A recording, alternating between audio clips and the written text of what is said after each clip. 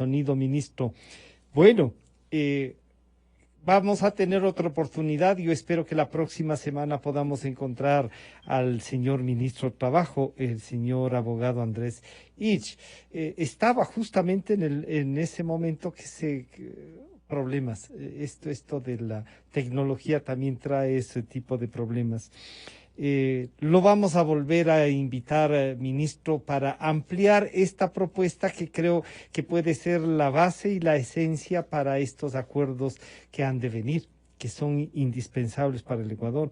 Vamos a dar paso también al diálogo con el señor doctor Luis Verde Soto, el consejero del Consejo Nacional Electoral, para iniciar en cambio con él una evaluación de lo que puede pasar ya en el Consejo, qué están avanzando, cuáles son los problemas, se superan algunos.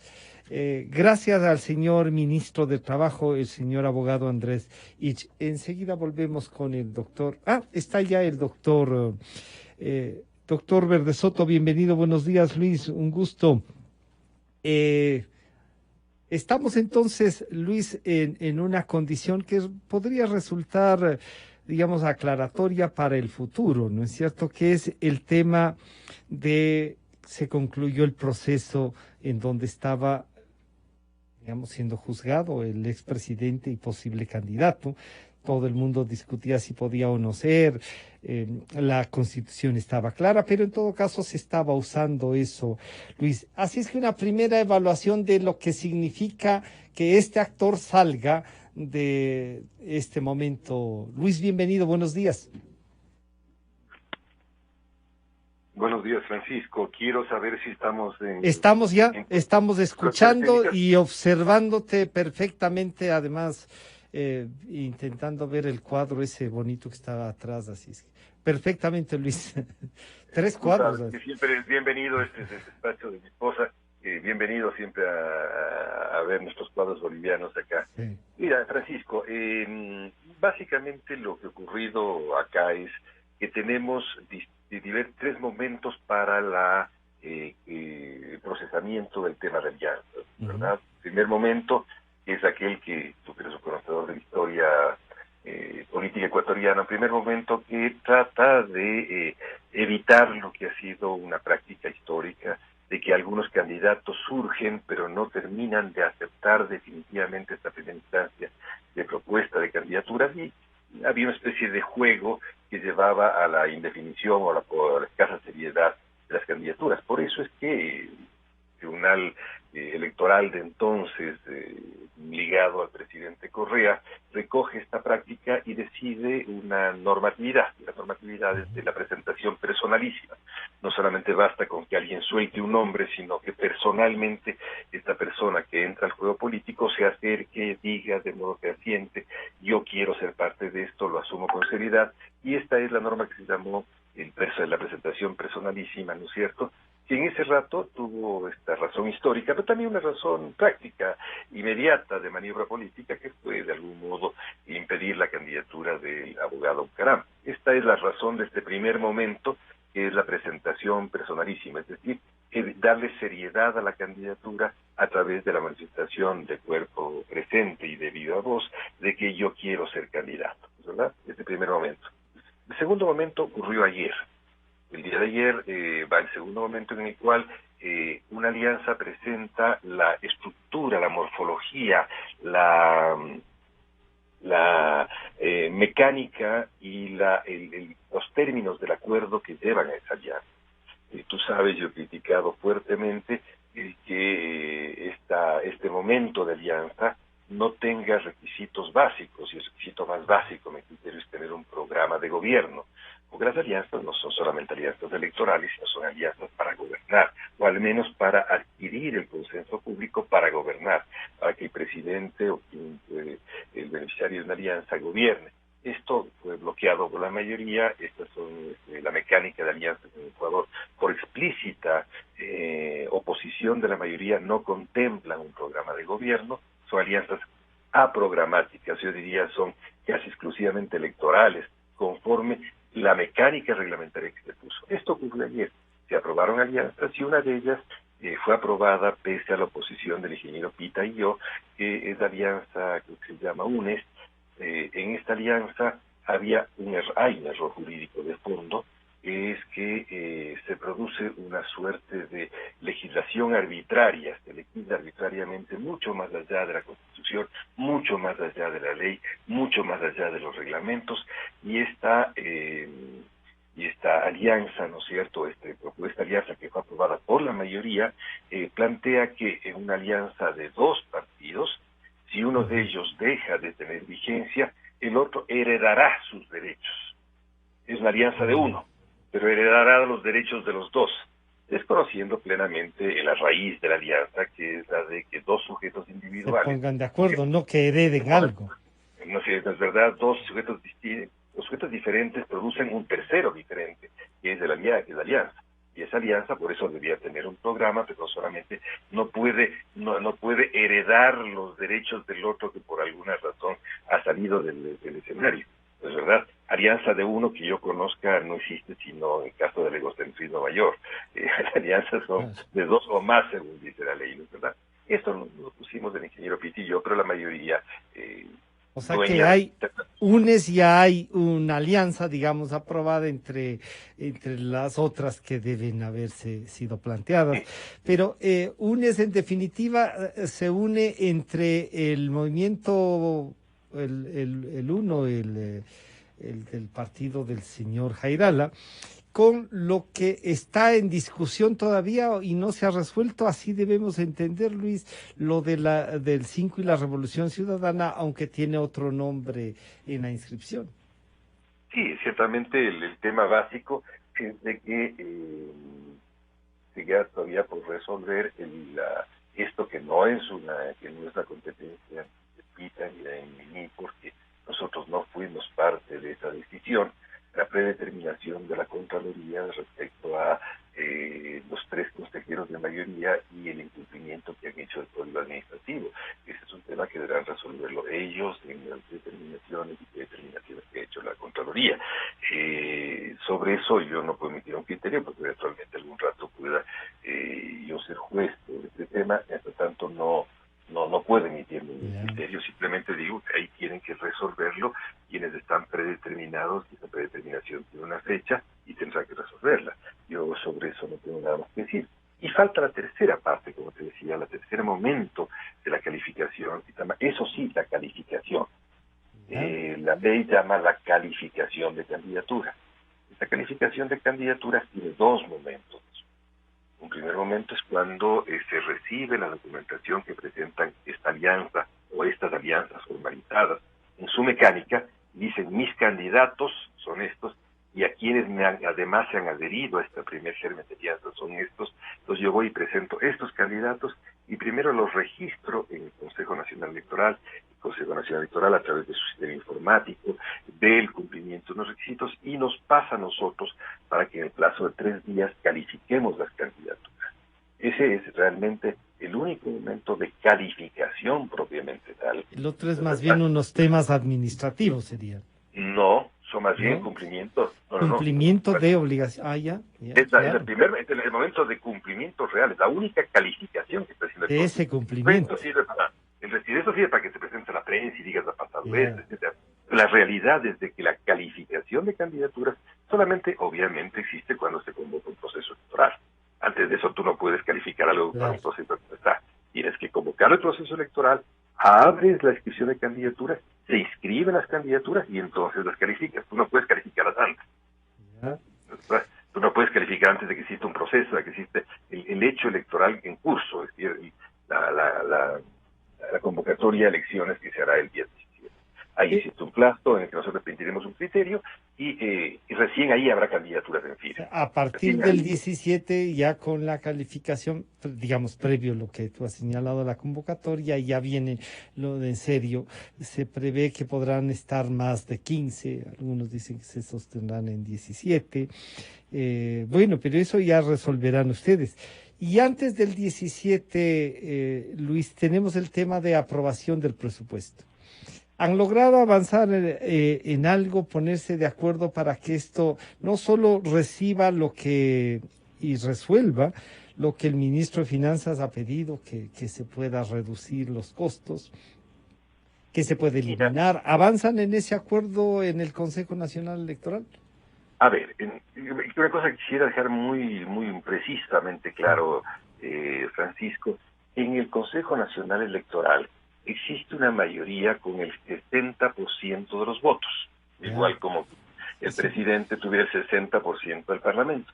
Cuando existe una mayoría con el 60% de los votos, no hay necesidad de construir una nueva mayoría, porque ya está. Y de hecho eso ha ocurrido durante el último año y medio. Hay una lista pormenorizada de todas las decisiones que han tomado, todas han sido tomadas por el 60% de votos.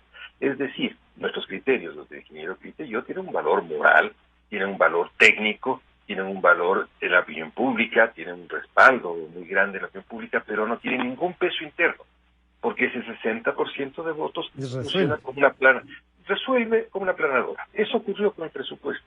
Con el presupuesto tuvimos una primera versión, es verdad, de 170 le habían bajado a 140 millones, conocimos una vez hace varios meses, hicimos un conjunto de apreciaciones, nunca más se nos volvió a contactar, nuestros equipos siguieron trabajando y hace unas semanas nos volvieron a contactar y nos dijeron, este es el nuevo presupuesto que ha bajado de 126 a 114, una cosa del estilo, y nosotros pusimos por escrito y ante la opinión pública, como es este rato, públicos o públicos para todo el mundo, los papeles de respaldo a nuestra propuesta de reducción. Me refiero a la ingeniero Pita, que es distinta a la mía.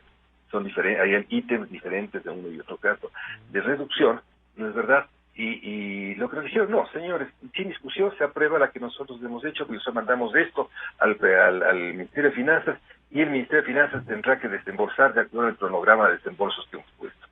Perfecto, nosotros lo que hicimos fue poner los papeles que respaldaban nuestras exposiciones largas, exposiciones de varias horas en público, todo el mundo los conoce, todo el mundo sabe cuáles son los ítems que creemos que deben disminuirse, en base a qué documentos, etcétera, etcétera, pues conversarlo, me gustaría, me encantaría.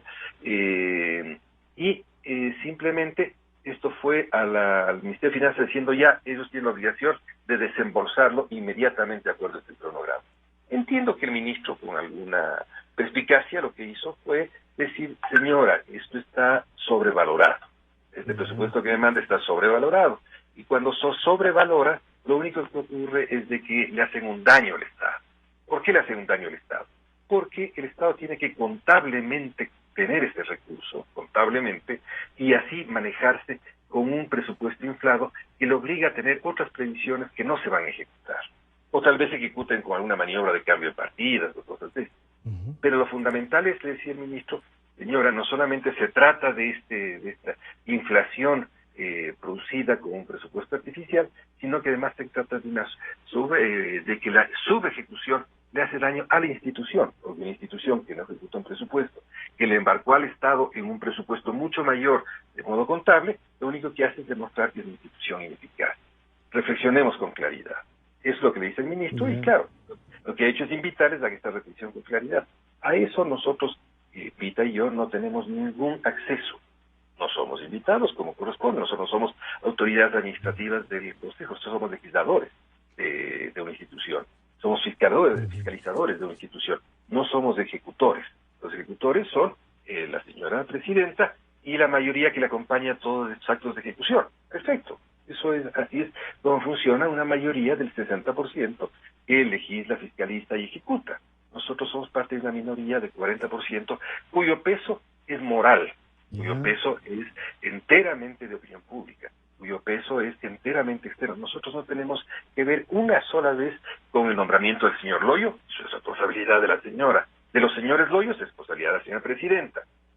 Nosotros lo que tenemos que hacer es criticar y decir, señores, el señor Loyo es un señor que no puede estar en ese lugar, estas personas no quieren estar en ese lugar, pero nosotros no decidimos nada, absolutamente nada. Pero ahí uno diría, consejero, pero ahí hay la posibilidad de romper eso y de que el Consejo, un poco incluso para la imagen del propio Consejo, se haga un esfuerzo para garantizarnos a todos que un proceso electoral como el que viene, que vamos a cambiar nada menos que a presidente de la República y en la Asamblea, tenga condiciones de darnos, no sé, digámoslo así, alguna tranquilidad, en medio de que por otro lado sí van bajando las tensiones, o definitivamente vamos a ver solo la fiscalización y la ejecución de esa mayoría del 60%.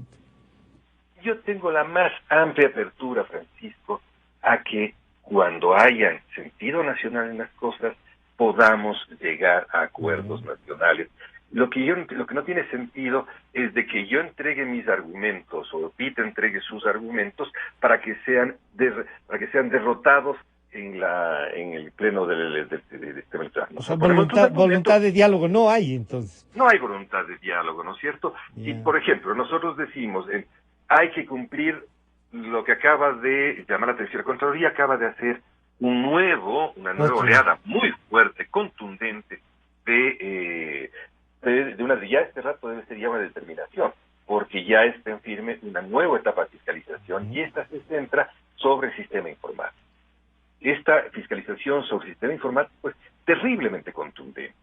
Nosotros hemos llamado la atención y hemos dicho, señores, nosotros estamos plenamente dispuestos a trabajar todo lo que sea necesario para llegar a resolver todo este conjunto de elementos que la Contraloría pone en juego, ¿verdad? Pone en juego básicamente una auditoría sobre el sistema informático en base a la conformación del padrón electoral, la conformación del sistema de firmas y la conformación del sistema de conteo, de escrutinio. Y pone en medio, ya no como un borrador, como firme, pone en medio un conjunto de temas que deben ser resueltos en cada una de estas áreas, muchas de las cuales notablemente amplían las denuncias que hemos hecho en la Fiscalía, las denuncias que hemos hecho en la Procuraduría, las denuncias que hemos hecho desde la opinión pública. Por ejemplo, te pongo una, que para mí, por ejemplo, es muy, muy básica, ¿no? La Contraloría dice, señores, el proceso que se ha hecho hasta ahora de lo que se llama enceramiento, es decir, poner en cero las máquinas para que el proceso electoral de escrutinios pueda no manipular las bases de datos cuando se encuentra vinculada, no está bien hecho. ¿Cómo se hace en Ecuador? Se llama a un notario, a veces un notario con algo bisoño, llega y dice, y los funcionarios dicen, vea, las máquinas están en cero, vea usted la pantalla, cero dice la pantalla, y el notario dice, sí, efectivamente están en cero, y escribe una nota diciendo, certifico que las pantallas están en cero, firma, recibe sus horarios y se va. Esto en el mundo no se hace así. En el mundo, el proceso de encerramiento es un proceso técnico con auditoría internacional, con auditoría de partidos, con auditoría de la opinión pública, de los medios de comunicación, evidentemente los organismos electorales, en que durante un largo proceso se ve que no haya ninguna manipulación probable de la máquina respecto a las bases de datos con las cuales se encuentra conectado y de las cuales requiere información para proceder al escrutinio. La máquina hace un escrutinio, ¿no es cierto? Hace un proceso, un procedimiento. Esto no se hace con un notario que se acerca bisoñamente a una pantalla y dice, uy, veo que está en cero la pantalla. Es una pantalla en blanco. Y todos decimos, sí, es una pantalla en blanco. No se trata de eso. Se trata de este proceso. Esto ocurrió, por ejemplo, los organismos saben que esto ocurrió en Bolivia y están aterrados de que ocurra lo mismo en el Ecuador, ¿no es cierto?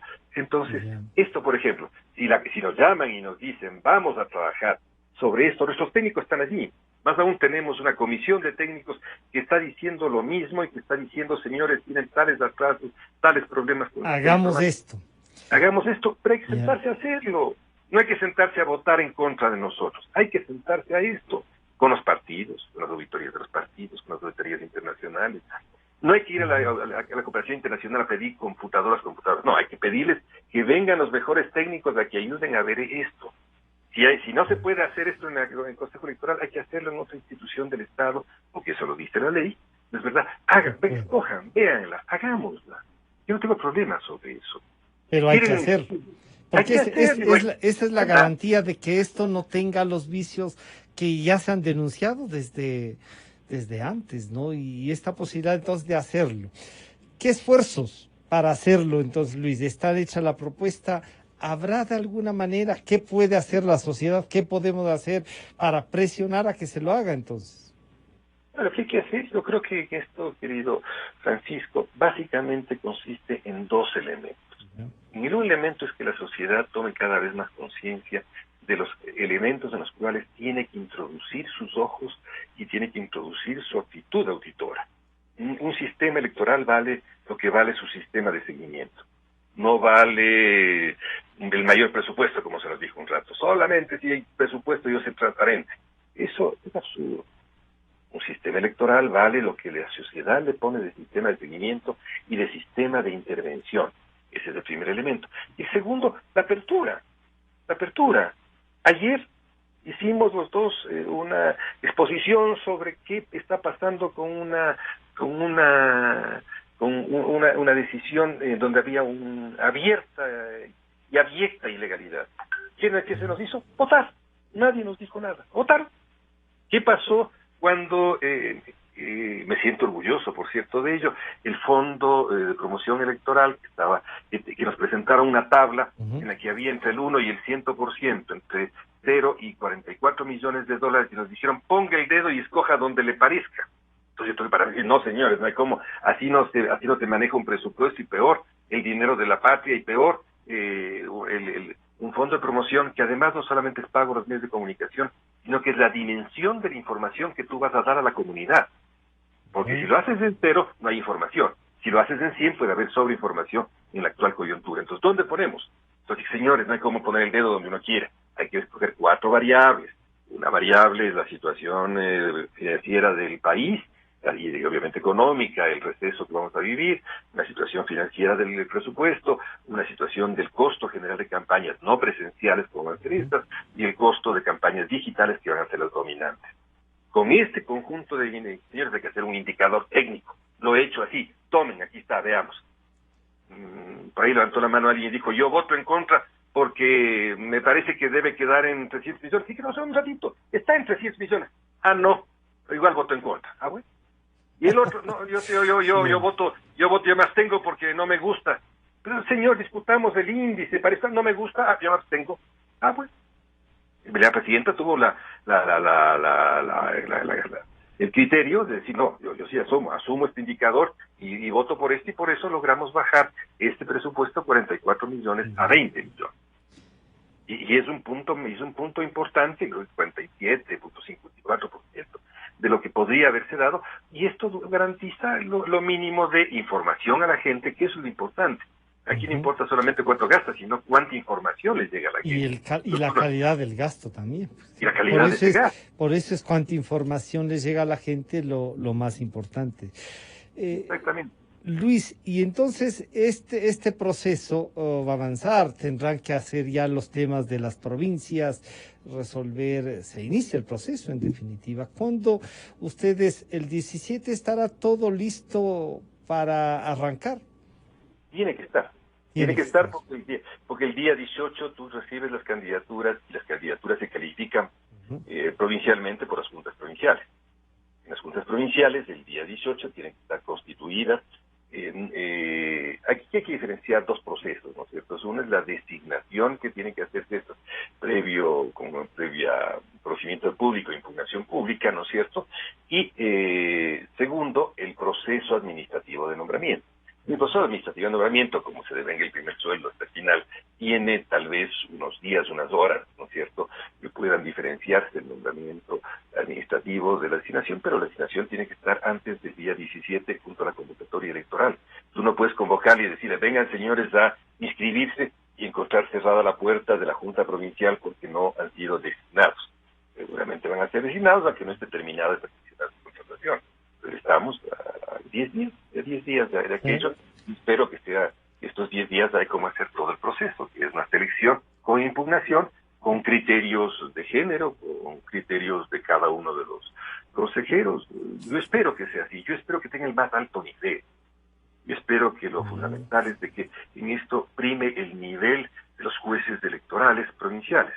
Esto implica gente con respetabilidad en la comunidad, esto implica con preparación suficiente, esto implica con disponibilidad de aprender temas electorales cuando no se los conozca, esto implica probidad para tomar decisiones, capacidad de consulta para saber que ante un problema tiene que acudirse a la seguridad de quienes conozcan de temas electorales.